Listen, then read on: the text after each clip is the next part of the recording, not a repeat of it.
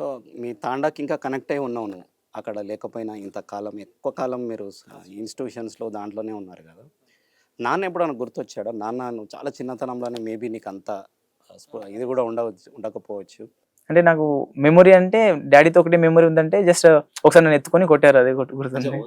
నెగెటివే గుర్తుందా? అది కూడా ఎందుకు కొట్టారంటే నాకు ఏబీసీడీలు రావట్లేదని ఏడ్చా స్కూల్‌కెళ్ళేటప్పుడు. ఇలా 3 కిలోమీటర్స్ వెళ్తున్నప్పుడు ఒకసారి నేను ఎళ్ళనని చెప్తే ఎత్తుకొని తీసుకెళ్తున్నారు స్కూల్‌కి. హాఫ్‌లో ఉన్నప్పుడు నాకు ఏబీసీడీ రావట్లేదు అంటే కిందకి దింపి ఒకసారి కొట్టి మళ్ళీ తీసుకెళ్లారు స్కూల్‌కి. అలా గుర్తుంది. డ్యాడీతో టూ మచ్ మెమరీస్ ఏం లేవు. అంటే ఇప్పుడు డ్యాడీ ఉంటే ఎలా ఉండేది అని అనుకుంటారా? మీ డ్యాడీ ఊరందరికి పోయి చెప్పి పార్టీ ఇచ్చేటోడేమో. డెఫినెట్లీ ఇచ్చేవాళ్ళు. కానీ తర్వాత మా వాళ్ళందరూ అది లోటు రాకుండా చూసుకున్నారు. అన్న అంటే డాడీ లేడేమో కానీ వీళ్ళందరూ డాడీ పొజిషన్ రిప్లేస్ చేయలేరు. బట్ దానికి తక్కువ ఏం చేయలేదు అన్నట్టు. ఓకే సార్, ఇప్పుడు మీరు మీ కోచింగ్లో కూడా చెప్తారా సార్ ఈ సోషల్ అవేర్నెస్ కూడా ఉంటుందా? ఎందుకంటే సిలబస్లో పార్ట్ కూడా Indian society, salient features of Indian society and diversity of India. తను ఇందాక చెప్పిన మౌంటనీరింగ్లో ఉన్న డైవర్సిటీ ఆ సబ్జెక్ట్ వల్లే తెలుసు. అంటే జోగ్రఫికల్గా ఎంత డైవర్సిటీ ఉంది ఇండియా, దాన్ని బేస్ చేసుకొని సోషల్ కమ్యూనిటీస్ ఎలా బిల్డ్ అవుతాయి అవన్నీ యాజ్ పార్ట్ ఆఫ్ సిలబస్. అయితే ఇప్పుడు మనం ఎక్కడి నుంచి వచ్చాము అనే రూట్స్ మర్చిపోకుండా జర్నీ చేసే ఏ వ్యక్తి అయినా ఆ యూపీఎస్సీ సిలబస్ ఫౌండేషన్తో కూడా ట్రావెల్ అయితే ఒక సమగ్రమైన వ్యక్తిత్వం, పూర్ణమైన నిర్మాణం కలిగినటువంటి వ్యక్తిగా తయారవుతారు.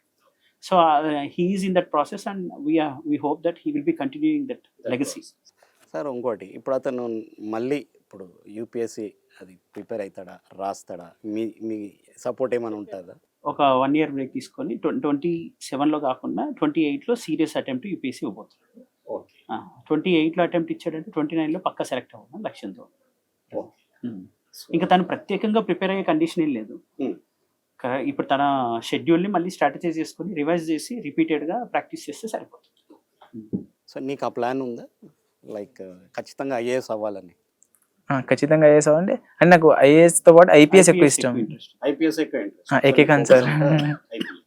అదే సార్, ఇప్పుడు ఇట్లాంటి పిల్లలు ఎంతమంది ఉంటారు సార్ మీరు ఫ్రీ ఎడ్యుకేషన్ ఇచ్చేవాళ్ళు? ఎవ్రీ ఇయర్ ఒక 5 to 10 స్టూడెంట్స్ పక్కా ఉంటారు.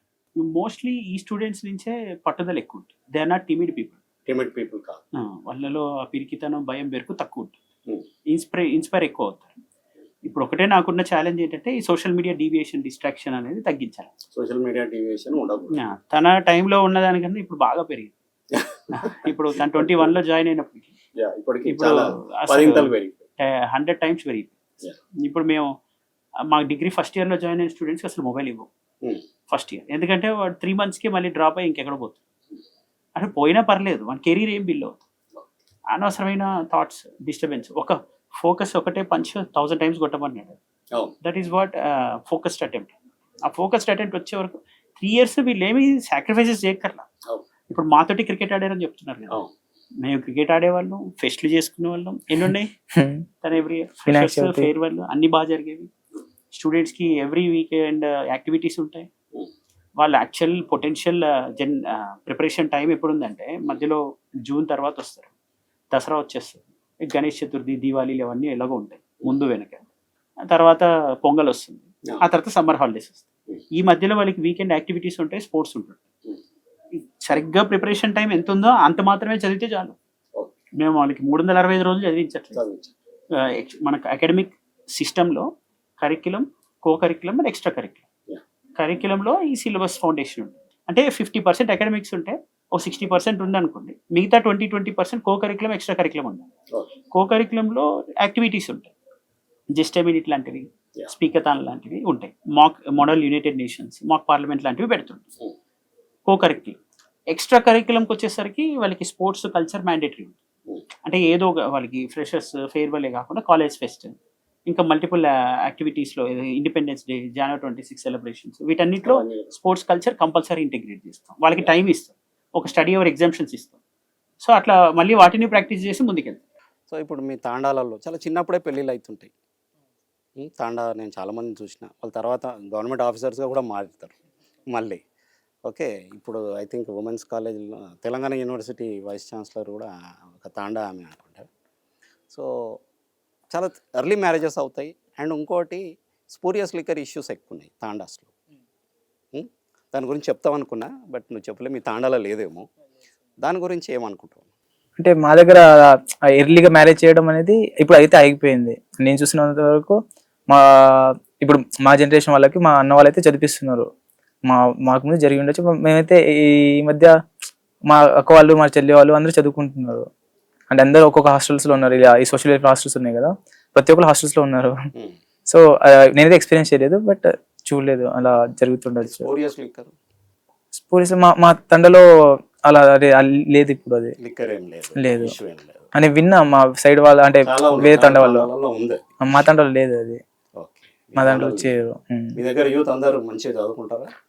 అంటే యూత్ అందరూ అంటే ఇప్పుడు స్టార్ట్ చేస్తారు. అంటే మాతో ఇన్స్పిరేషన్ చేపియాలి. నీ ఫ్రెండ్ సర్కిల్ ఉంటారు కదా, 3 కిలోమీటర్స్ వాక్ చేసిన వాళ్ళు, వాళ్ళు ఏం చేస్తారు? నా దాంట్లో ఒకతను, అంటే మేము ముగ్గురం ఉండేటోళ్ళం, నేరు, రమేష్, నేను ముగ్గురం అని చెప్పేసి. నేరు గర్ల్ ఫ్రెండ్స్ లేకుండా సార్, గర్ల్ ఫ్రెండ్స్ ఎవరు లేరు? అక్క వాళ్ళు ఉండేవాళ్ళు, అందరు అక్క వాళ్ళే కదా. అంటే మాకు ఎట్లా అంటే అమ్మాయిలు ఎవరు ఫ్రెండ్స్ లేరా అంటున్నాను. అమ్మాయిలు ఎవరంటే వాళ్ళందరూ అక్క వాళ్ళే అవుతారు, మాకు అక్క చెల్లెలు అందరే కదా. అంత మీ వరుస. అంటే మేమందరం, మా అందరికి ఒక మరదలు ఎవరు లేరు? మధ్య వాళ్ళు వేరే తండలో ఉంటారు, వాళ్ళు మా సేమ్ స్కూల్ వేరే తాండ. అలా. సో ఇప్పుడు ఏమైందంటే మేము అక్క వాళ్ళు అందరు కలిసి వెళ్ళేటోళ్ళం. మేము ముగ్గురం బాయ్స్ అన్నమాట. అంటే ముగ్గురులో ఒకరికి మా నేరు అతను మా అన్న అవుతాడు. అతను 8th క్లాస్ వరకు చదువుకున్న తర్వాత డ్రాప్ అవుట్ అయిపోయాడు అనమాట. డ్రాప్ అవుట్ అయిపోయి ఇప్పుడు ప్రజెంట్ మ్యారేజ్ చేసుకున్నాడు. ఇంకో రమేష్ ఉన్నాడు కదా, రమేష్ కానిస్టేబుల్ అయ్యాడు రీసెంట్ గా.